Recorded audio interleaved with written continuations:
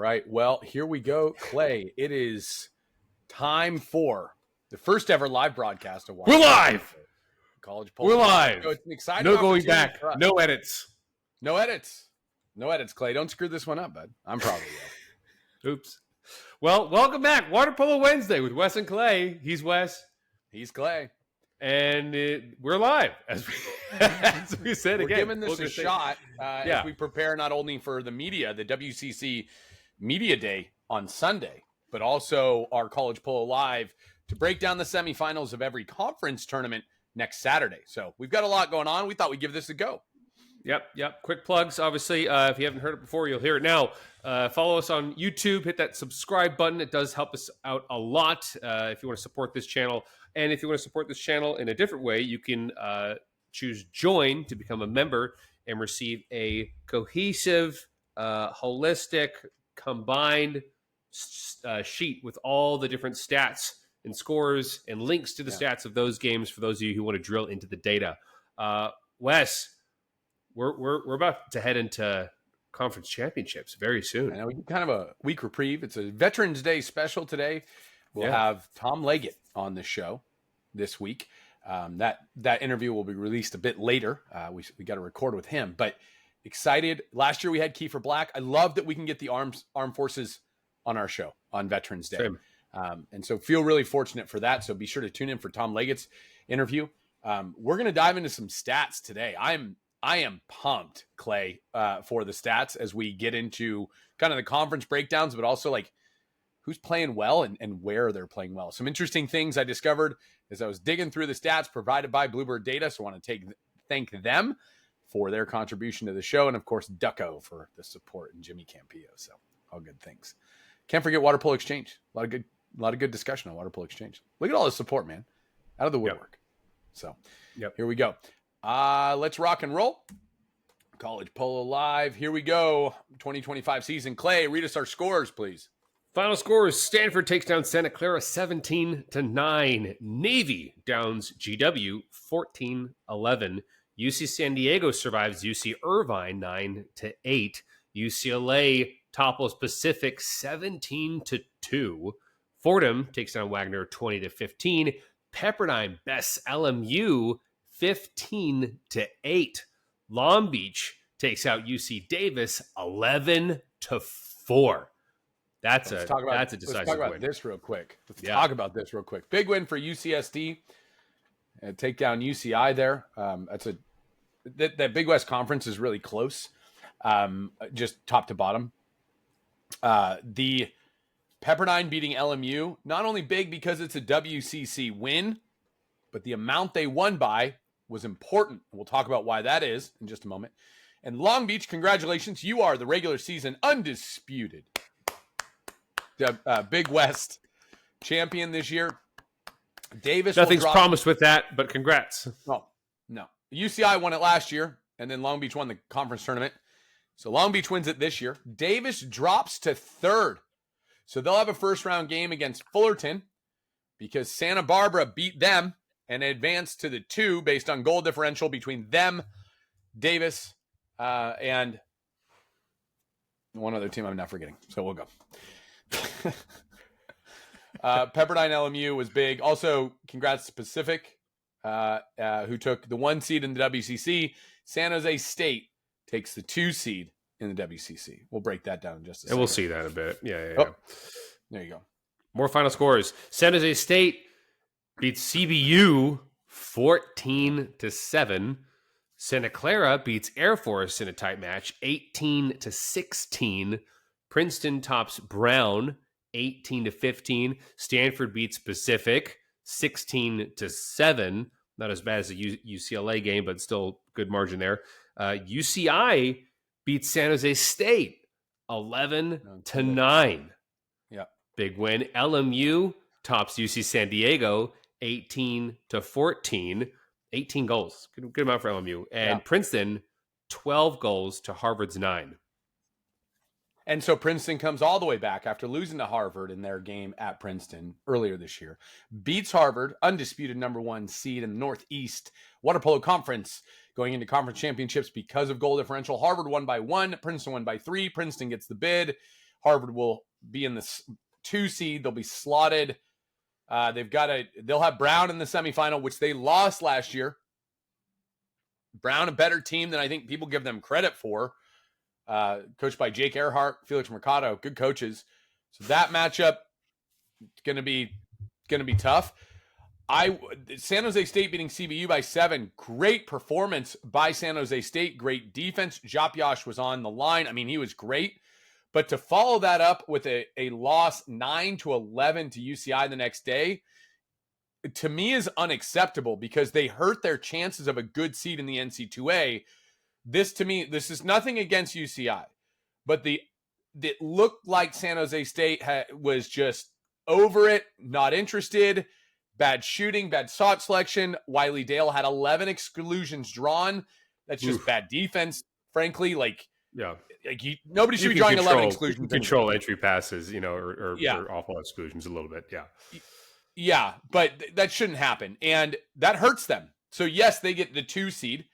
So now if they win their conference, there's going to be some debate, which may put them up instead of against a Fordham. It might put them up against a Stanford or Cal or even a USC UCLA. And so that letdown also shows, hey, 2 games in 2 days, which they're going to have to go win 3 in 3 days. By the way, the first game is going to be against Air Force at Air Force. So they're going to get tested immediately because Tom Leggett's put up 144 goals this year. That's so crazy. So there you go. LMU beating UCSD, Battle of the Kings, they like to call it. I like that. That's an old rivalry. They lost to UCSD earlier this year. Yep. They came all the way back and won that one. They'll get UCI as well this week. So that's exciting. And Santa Clara beats Air Force. Air Force getting the 7 seed, Santa Clara the 6. Santa Clara does have Pepperdine later this week, Friday at 1 p.m. Pacific. There we go. Standings. Now, conference standings. WCC standings at the bottom. Air Force is 0-6 in 7th. Number 6 is Santa Clara, who's 2-3. Number 5 is Pepperdine, 2-3. LMU is 4th, 3-3. Third in the WCC is CBU, 3-3 also. Number 2, San Jose State, who went 5-1. And number 1 at the top, University Pacific, 5-1. Yeah. There you have it. And Pacific this last week, they dropped games to UCLA and Stanford, but got a chance to watch them play against Stanford, which was exciting. They're playing pretty much without Apostolos Iogatis. He's really the engine. What happened to Apostolos? That drives that train. I think, late season, kind of being more precautious. I don't know if he's injured, but if he were, we couldn't say, really, right? Like, he was out against UCLA. Sure. Played maybe 3-4 minutes total against Stanford. Had a goal, had another shot, whatever. So Pacific will, they're off now in 2 weeks, basically. They have off as they head into conference. San Jose State off. They're done with their schedule, ending the season on the loss to UCI. Cal Baptist, LMU, Pepperdine. Now, Pepperdine plays Santa Clara 1 p.m. Friday. And if they win that game, they will actually jump to 3rd. If they lose that game, they will drop to 6th. That's almost the whole table. So the reason they jump to 3rd is because goal differential. So Pepperdine is a +2, CBU is a +1, LMU a -3. So with a win versus SCU, they'll get the 3rd seed due to goal differential. A loss drops them to 6th. LMU, their situation is this. If Pep wins, they move to 5th because they're the lowest on the goal differential. But if Pep loses, they would move to 4th. So they'll be in the 4-5 matchup. Sorry, they'll be in the 4-5 matchup no matter what. CBU would move to 3rd if Pep loses and 4th if they win. So if Pep wins, LMU CBU will be a first-round matchup. If Pep loses, CBU will get CBU will actually get Pepperdine, which Pepperdine would like another shot at them because Pepperdine lost to CBU at CBU earlier in the year. And then LMU would get Santa Clara in the event that Santa Clara beats Pepperdine. So Still standings in flux. It'll go down to the last game of the season to determine the full breakdown. You love to see the competitive nature of the WCC. It's fantastic. It's right there, down to the line. They're on the line. Big West standings. At number 6, Cal State Fullerton went 0-5. Number 5, UC Irvine is 2-3. Number 4, UC San Diego is 2-3. Number 3, UC Davis is 3-2. Number 2, UC Santa Barbara, 3-2. And number 1, undefeated, 5-0, Long Beach State.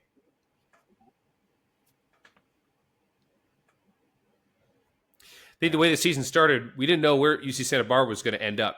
But boy, do they have having a good, strong finish this season, I must say. Well, I mean, you lose to George Washington, yeah. They've come a long way from losing to George Washington. They beat Davis.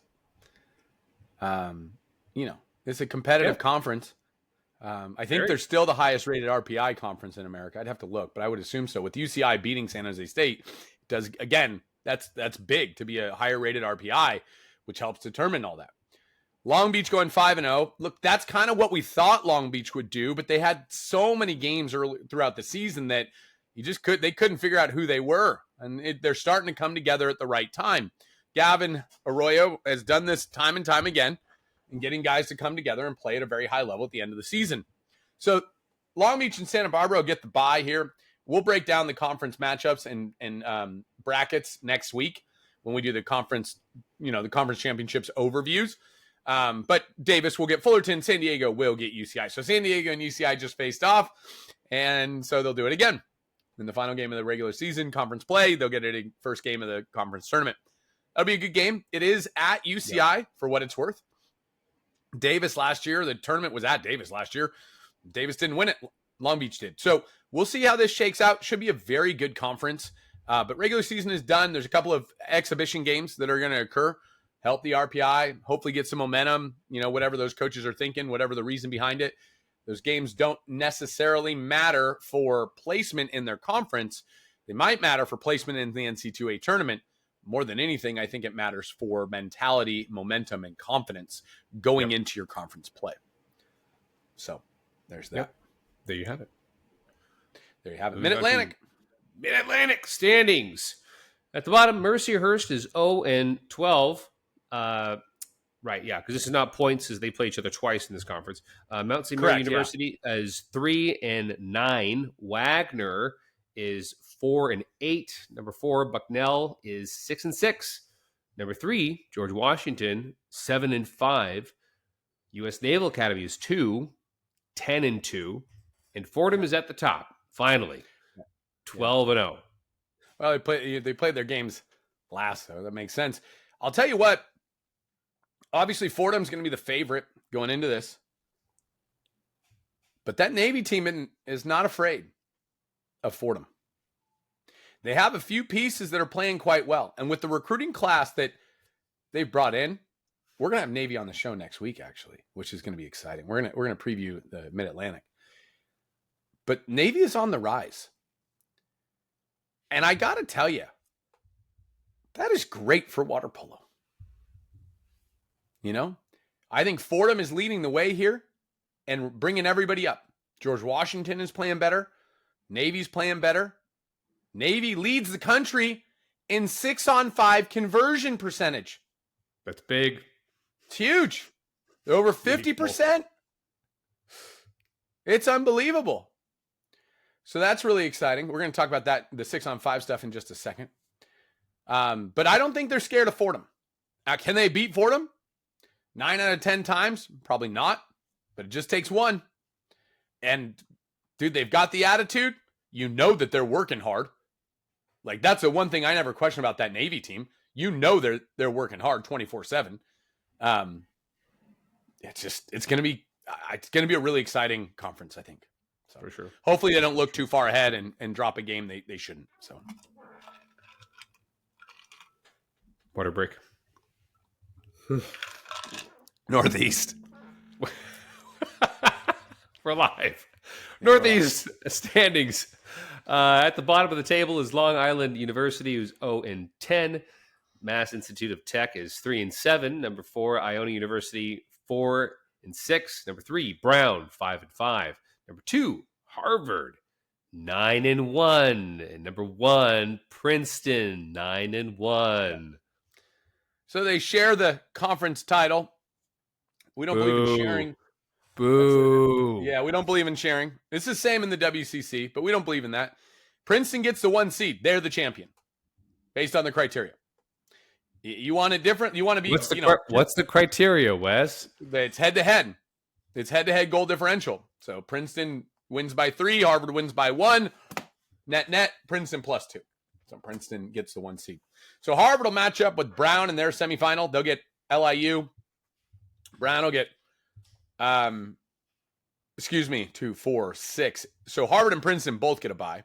Brown will get LIU. Iona will get MIT, who I learned their mascot's name is Tim because that's MIT spelled backwards.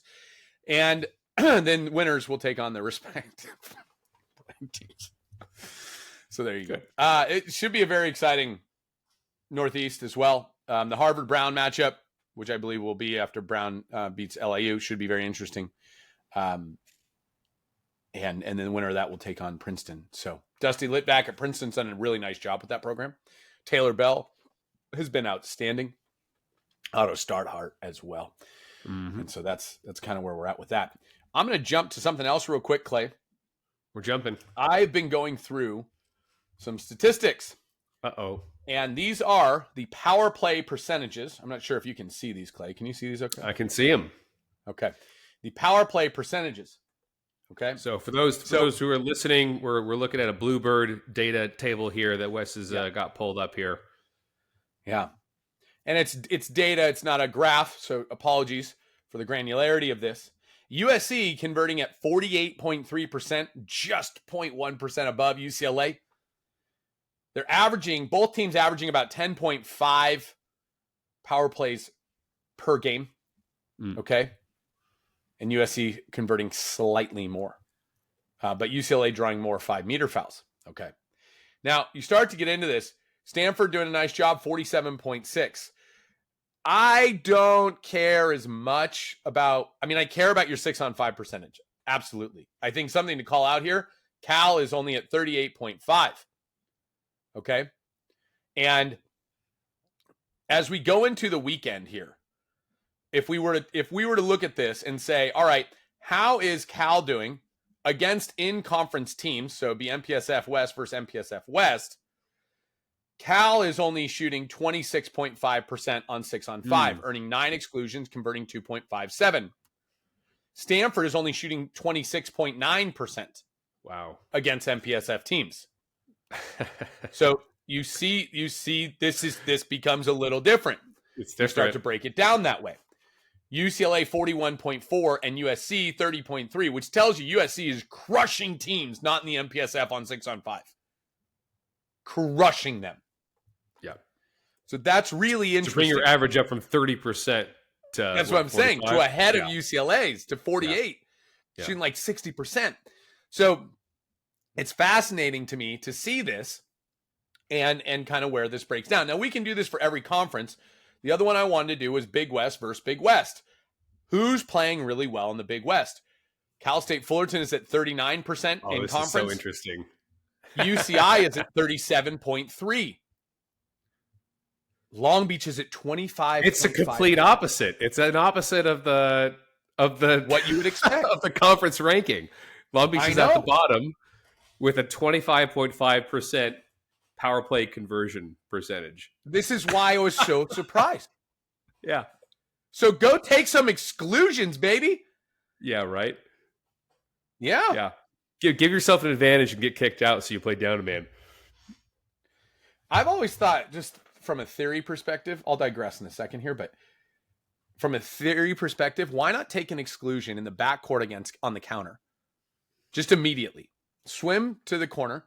Let the 30 seconds trickle down as they come into offense. Because you're going to take an exclusion 10, 11 times per game. Why not do that? And then they have less time on their 6-on-5. They're in transition, whatever. I don't see it. It's a thought with the way the game is refereed today. Yeah, if you're strategic about who earns it, then sure. Let your center take one. Right? Get him out. Let him cruise backstroke back to the corner. Yeah, back all the way back. Okay. WCC against WCC. Pepperdine. Clay, they've gotten better. 50% conversion rate. I actually don't believe this. San Jose State, 17.7. They are 1.5 goals, power play goals per game against WCC. Damn. That has to get better. It does. Sorry, I'm still taking it back. I'm very shocked and pleasantly surprised by Pepperdine's power play conversion. For the couple games that I've seen, it hasn't been great that I was on the call for, but other games must have been very different. So for all of you Pepperdine fans out there, Clayton doesn't believe you're that good. So I just want to put that out. I believe your ceiling is much higher than how you've been playing this season. I'll say that. I think they would say the same. Pacific 33.7, CBU 33.4. LMU 30%. 30% is about what we see. Now, you can mix and match this data however you want, but I found this to be really interesting stuff.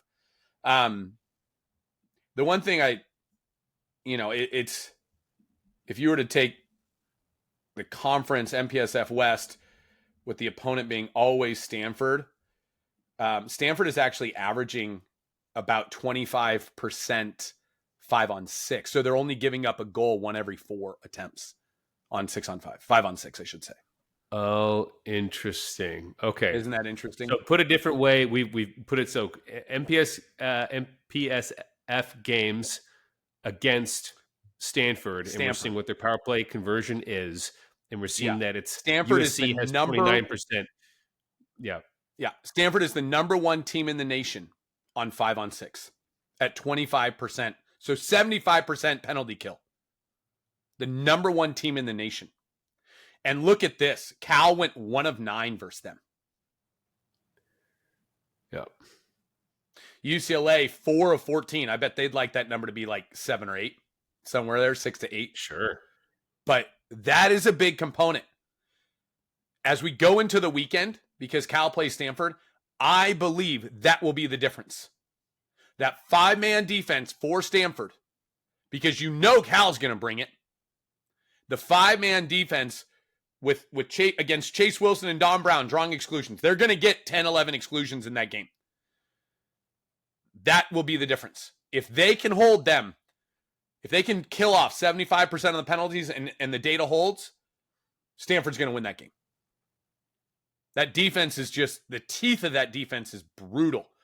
So shout out to Catherine Hain, who took one of the greatest water polo photographs I've ever seen in my life of the Stanford defense. If you haven't seen it, it's probably on our Instagram. But it's from behind the Stanford defense coming up. There's like 4 or 5 different guys shot blocking with their suits out of the water. Team defense, baby. Absolutely team defense. Epic team defense by Stanford. Yeah. Team defense. So you can see, I mean, this will tell you, but like Pacific was 2 of 4. There's some teams that do okay versus Stanford on the 5-man, but not many. Not many. They don't give up a lot of exclusions on average, but yeah, like Pacific here has 50%, but there's only 4 power plays. Yeah. So that's Santa Barbara 4 of 8. That's pretty good, actually. That's great. LMU only 6, but you get into 10, 14. Long Beach in that game, 14 exclusions for Long Beach. They only converted 3.5 on average. They average 14 exclusions per game versus Stanford. They only converted 3.5. That's not good. They're averaging 4 or 5 meters drawn versus Stanford. So that's Gabby Acosta, Corbin Stanley making things kind of crazy. The other thing I thought was interesting, and I'll get back to everything else in just a second, but give me a moment. 5 meters. Long Beach 2.42. They are good at drawing 5 meters. Air Force, Long Island, Santa Clara. This right here is Ricardo De Simone and Emma Vandershoff. Ball swings 4-5 to Emma. Everybody running a 4-5 drop. What does De Simone do? He drives. 21 drive. Gets inside water. Vandershoff pops it up. De Simone in position. Ball just has to get to him. Automatic 5 meter. Yep. I think he drew 3 against Stanford. He alone drew 3. They are averaging 2 5 meters drawn per game. Converting those at 66.8, probably would like to see that closer to 80, 90%, but it is what it is. So that's very interesting as well. Driving teams, drawing more exclusions, or Long Beach, who their center play with Gabby Acosta, good inside turns, working for the middle, 2.42, they lead the nation. So there you go. Interesting Shout out stuff. to Wagner I love for scoring 100% of their 5 meters. I don't know if that's accurate, Clay. Is that what that means? We don't have a lot of data on Wagner because not all their games are like on the Foch or 6-8, sure. Right? So it is what it is. But yeah, there you go. All right, we're coming back. Here we go. Northeast. MPSF. It's the same as last week. Look at this. Stanford, number 4 with 1-4. Cal, number 3, 1-4. Number 2, USC, 4-1. Number 1, UCLA, 4-1. Yeah. So USC, UCLA. USC, UCLA. I did some work here. I need to pull up my notes. Just working through this with some coaches around the country and some important people in the space that we can't talk about. But here's kind of where things shake out. Okay. If UCLA beats USC, they'll be the 1 seed going into the tournament. Both teams right now are in for the at-large. Really, no matter who wins the conference. Okay. Both teams are in for the at-large. Okay. So whoever wins this matchup will go in as the 1 seed for MPSF conference. All right. If USC wins, they will likely get the 1 seed guaranteed, so long as they don't lose both games at MPSF in NC2As. If UCLA wins, they'll likely get the 1 seed going to NC2As, so long as they don't lose both of their games. Okay. It gets really interesting with Cal and Stanford. So Stanford, if they beat Cal on Saturday, they're in the driver's seat. Now, they don't guarantee themselves net large, and here's why. Because Cal could win the MPSF tournament, okay? Or they could face off, and if Cal beats them and finishes ahead of them, they would have 2 wins against USC, 1 win against Stanford. Stanford will only have 2 wins against Cal, and that would be it. Because Stanford is 0-8 versus Cal and UCLA. So it's really convoluted. We just don't know. We will know. It's hard to speculate. And you go off of last 10, Cal having the most recent win, assuming they play each other. And if Cal were to win, even though they would lose this weekend, this is again all theory. Then it's the last most recent weighs more than the early season win by Stanford, excuse me. So it's going to be really interesting how this shakes out. If Cal and Stanford split, so if Cal wins this weekend, then it's whoever finishes higher at MPSF. So then it would actually matter to those teams. Because last year, didn't really matter. But it would actually matter to Cal and Stanford. So if they face off, then basically whoever wins that matchup, if Cal wins their first game in MPSF and Stanford loses, Stanford's out, Cal's in. If Stanford wins their first matchup and Cal loses, Stanford's in and Cal's out. If they split regular season. So Stanford is in the driver's seat right now. If they win, they're pretty much, they're not in, but they're really close to being in. Still got to play the tournament, got to be ready to go. They'll have to taper because it's not guaranteed. They lose, well, they got a hill to climb. They got to really perform at MPSF. So we'll see how this shakes out. The question you have is what weighs out more, I think. Cal with 2 wins versus SC, and maybe 2 losses versus Stanford, who doesn't have a win versus USC or UCLA. I don't know. It's going to be fun. I don't envy the committee. It's not fun for them. It's fun for us because we get to speculate and have fun with it and see what happens. But for the players, it's very serious. It's their season on the line this weekend for Cal Stanford. It should be very interesting. Very. So this is kind of what we just went over. I do believe they're in with a win at Cal this weekend. That's my opinion. If they lose, they pretty much have to just finish ahead of Cal in the MPSF tournament. Cal, I think they're in with a win versus Stanford, and they need to win 1 game at MPSF. So again, Stanford really in the driver's seat here. But a loss to Stanford, and they need to beat Stanford at MPSF or win the MPSF effectively. I think they probably actually need to win the MPSF if they lose this weekend. So their season would be really in jeopardy at that point. Yeah. So there's that. 3 stars. Here we go. I'm going to take the first one. Do it. Congrats to Andras Toth. I wanted to give a star to Wiley Dale, so he's going to get an honorable mention for 11 exclusions drawn against San Jose State. I don't know if I've seen that before from one guy. So Wiley Dale, congratulations. We want to call you out. But Andras Toth just set the single season record for Fordham with 115 goals. Still has conference play and NC2A play to go.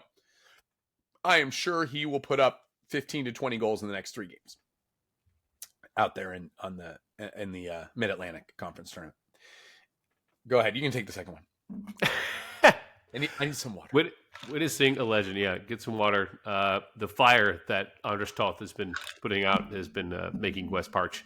Abel Romero Corbalin, man, 10 goals. That's 10 out of 12. Yeah. Shots, mind you, and 3 drawn exclusions versus UC San Diego. I mean, LMU has a pocket of guys who will stand out and produce in big ways in certain games, and it tends to rotate a little bit. But when Abel is on, boy, it's an absolute show, and it's from anywhere. This guy can be so dangerous. He moves so much, such a competitor, and like the 10 goals. We talked about this before. Like scoring a lot of goals is one thing, but having a high shooting percentage, that means you weren't costing your team opportunities coming back the other way as well. Massive, great performance. Yeah. And, great rate, 10 of 12 for San Diego. They'll need him in a big way. That WCC is going to be tough for everybody. There's no easy road. I don't even think Pacific has an easy road. I know they're getting there. I think on Wednesday, the altitude is going to play havoc. We'll see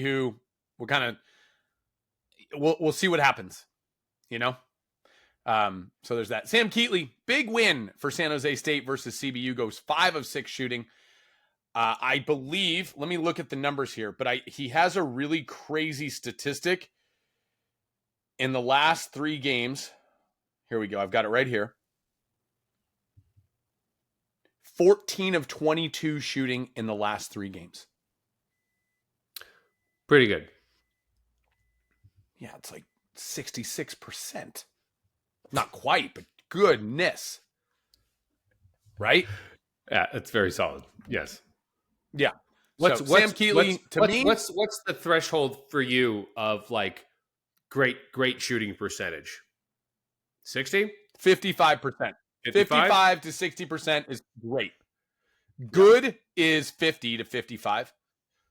Acceptable is 50 to 45. That's like, okay. Yeah. Not acceptable is 45 and below, 45 to 40. And really, if you're below 40%, pass the ball.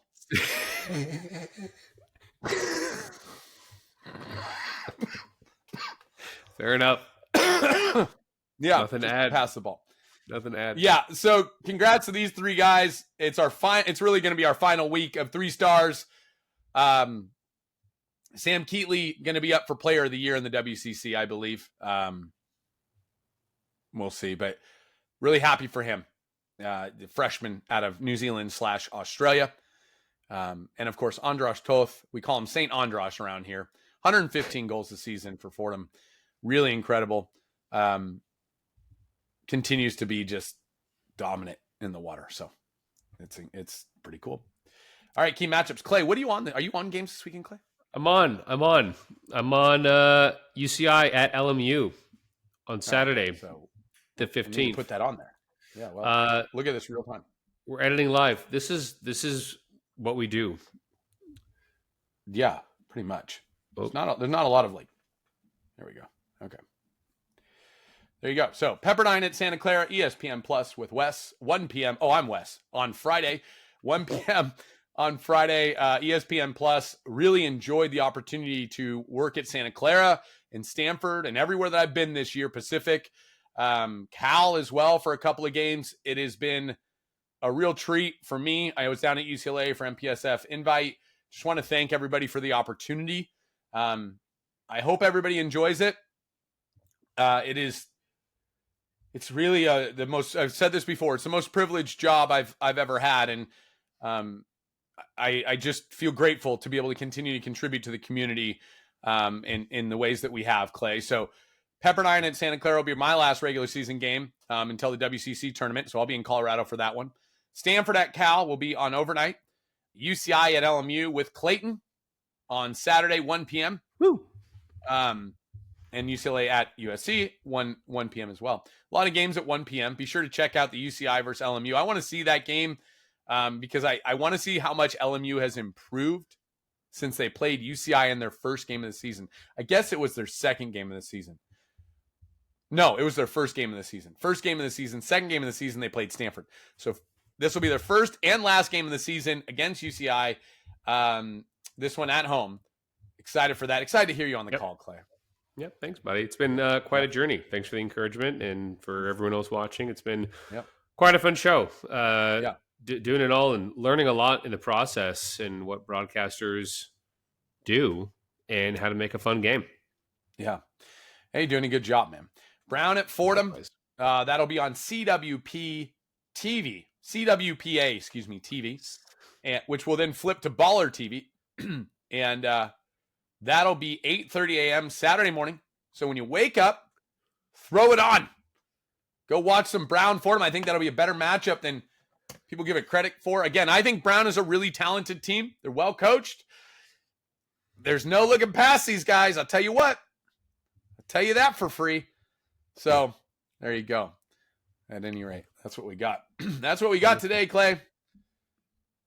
All right. So we'll head to when we publish this later this week, we'll have Tom Leget on the show as part of a follow-up. So coming up next will, of course, be Tom Leget.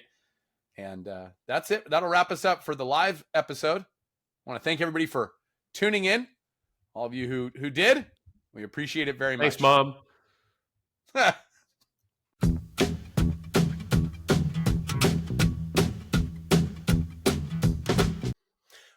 Welcome back, everyone. Really special day here. Veterans Day special.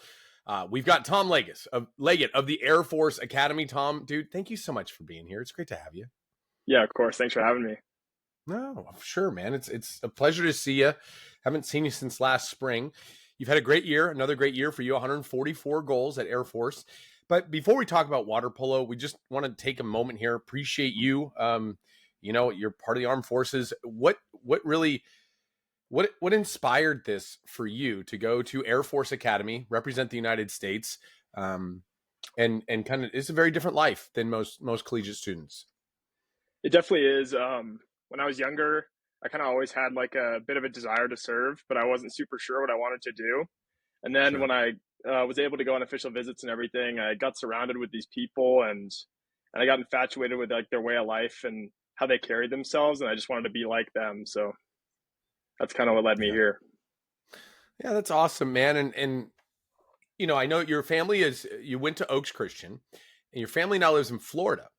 Yeah. Do you get out to see them? I mean, it's obviously a lot warmer in Florida probably right now than it is in Colorado. Do you get out to see them much or pretty tough to get off base?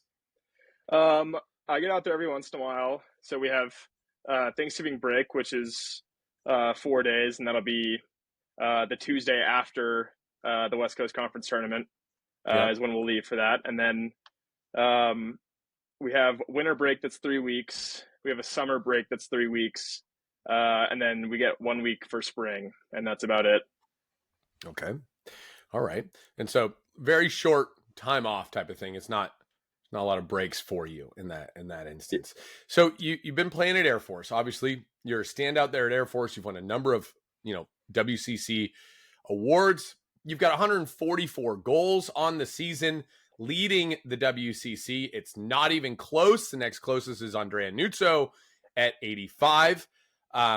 You've also got 48 assists. So your point total is ridiculous at 192. You're 53 points ahead of the next closest.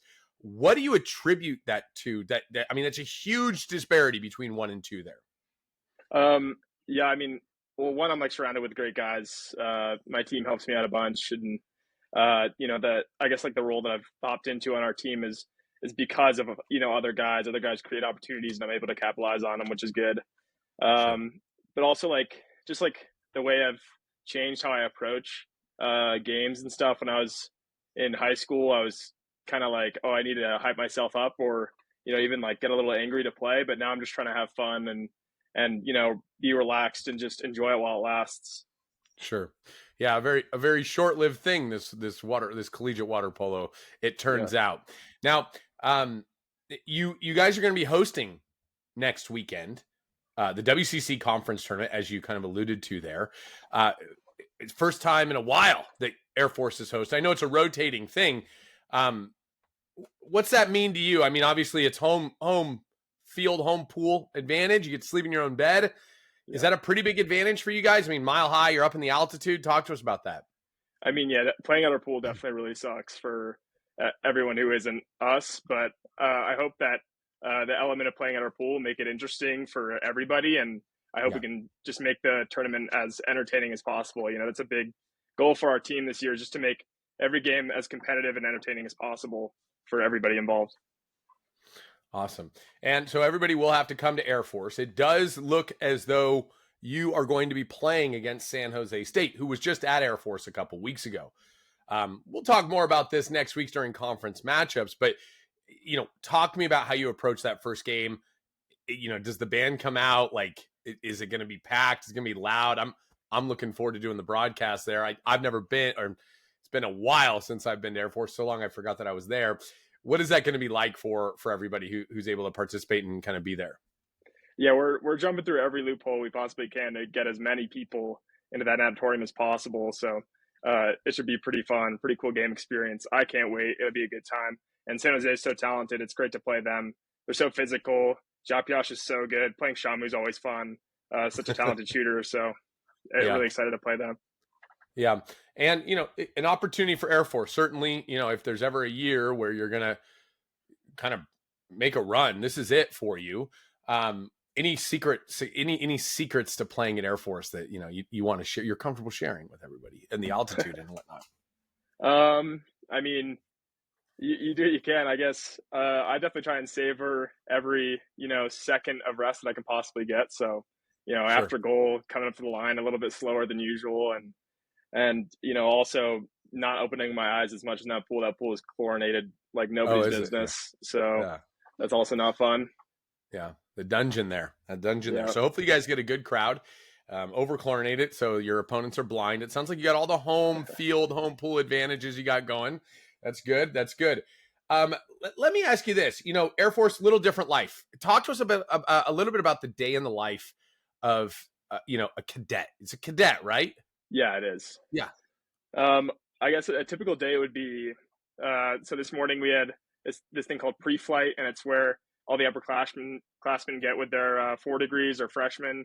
Okay. And that was at 6:30, 6:45 in the morning. And then we had a Mhm. squadron inspection from 7 to 7:23. And then from 7:23 to 11:23, you'll have class, variety of different stuff. Another thing that's a bit different here is the core curriculum is very, very science heavy and engineering based. So Okay. no matter what degree you graduate from here with, you'll get a bachelor's of science. So I'm a business management major, but I'm going to get a bachelor's of science in business management, which is a little Mhm. funny. So you have class till 11:23, and then you'll have this thing called noon meal formation, which is basically like you'll go with your squadron. You guys will all form up, and you'll march to lunch. And the Air Force song will play, and you'll stand at attention and everything, and march to lunch. And everyone eats lunch together at the same time. So it's Wow. Anywhere from 4,000 to 4,400 people in one big room eating all together, family style kind of meal. And then some days you'll have military training after that for an hour. So like 12:23 to 1:30 about, you'll have some military training. And then other people will have more classes after that. Athletes, for the most part, they'll have practice. So we'll have like weights for about an hour and a half, and then practice about 2.5 hours or so. And then you'll come back up on the hill, get dinner, go back to your room, study till about 11:30, go to bed, and then Yeah. repeat it over again. Yeah, pretty regimented, right? Like it's every day is somewhat programmed for you. You have a certain amount of time. I don't imagine you can be late very often, if at all. No, definitely not. You're smiling and laughing. I'm kind of curious, man. Are you late a lot? Are you not super punctual? No, definitely not. It's weird how much this place and other service academies as well like infatuate your life. It's a big thing not to be late to anything ever. I mean, you'll definitely have to answer for that if you're late to anything. Yeah. So being on time is super important, and it's a bit weird when you're on those breaks and you're not really expected to be anywhere. After about a week, It's like I feel like I'm supposed to be doing something, but I'm not doing it. Yeah, weird when you're on vacation and it's like I woke up and you got nothing to do, and then what do you do? It's crazy. Yeah, fair enough, man. Talk to me about after college. What are your goals, Tom? I mean, obviously you're in the Air Force. Is there compulsory service afterwards, or you want to go play pro water polo? What does that look like for you? I mean, I want to keep playing water polo as long as I possibly can. Of course, there's a program here called the World Class Athlete Program that you can apply to, and hopefully be able to continue doing your sport for about a year or two after you graduate. But that's if that program is still happening when it's my time to do it. But everyone who goes here serves a minimum of 5 years on active duty, but that's also career dependent. So every career is a 5-year minimum. Special forces, like our version of special forces, which is special tactics officers and combat rescue, they'll do 8 years because you have extra training when you graduate. And then pilots will do rescue. And then pilots will do 10 years after the completion of pilot training, which is about a 2-year-ish pipeline. And we're really heavy on pilots coming out of here right now. So that's, hopefully what I'm looking to be doing when it's my time to graduate. You want to be a pilot? Yeah, absolutely. And what type of planes, helicopters? Talk to me about what is that? I'm a bigger guy and have trouble fitting into smaller spaces. So I don't know if fighters are necessarily the right thing for me. I'd love to go bombers or airlift. So like cargo or, flying a B-52 or a B-1, which are bombers. That definitely appeals to me, both, because you get to travel a lot, which is really cool. And you're getting deployed all the time, which is also appealing because I want to, get around and experience as much as I can. As well as it's a lot of long haul stuff. And I've been kind of, conditioned for long haul stuff since my drive to Oaks was, about an hour and a half each way. So, I like being on the road and I like, doing that kind of stuff. Yeah. I mean, fair enough. All right. So bigger planes, because you are 6'4". You're not going to fit in an F-18, Tom. I don't know. It might be a little tight for you. It's already pretty small in there. You do hold the single season record for Air Force with 100. Well, this year, I believe, right? You won 44. You broke your record from last year. I think you were 143. Yeah, that's correct. You'll have a few. Does that count? Do you get to count postseason as part of that total? I think so. I think it was counted last year. Postseason was. But yeah, that's 144 is what I'm at right now. Yeah, and I mean, career goals, you get another year, but you've already surpassed, right? I think you are the leading goal scorer in the history of Air Force. And what's amazing, and I think this needs to be called out, is your shooting percentage is not what you would think for somebody who scores so many goals. Oftentimes people who score 100 goals or whatever, they may not have the highest shooting percentage because they're shooting a high volume. I mean, you're shooting a clip as of last year, end of last year, you're shooting a clip of about 47%, which is a good shooting percentage, especially for somebody who's taking as many shots as you are. Because usually, if they know you're going to shoot as much as you do, they're going to key on you. And that's what, a mark of somebody who really is, when you're on a team where you're putting up as many shots as you are, everybody knows you're going to be the one shooting. You still find a way to score, which is really remarkable, man. It's a lot of kudos to you. And I know it's not easy because, I mean, I'm sure the game plan going into just about every Air Force game for opponents is we got to stop Tom. That's kind of the long and the short of it, right? Is there added pressure for you, given the records that you have and broken and whatever else? Is there added pressure for you?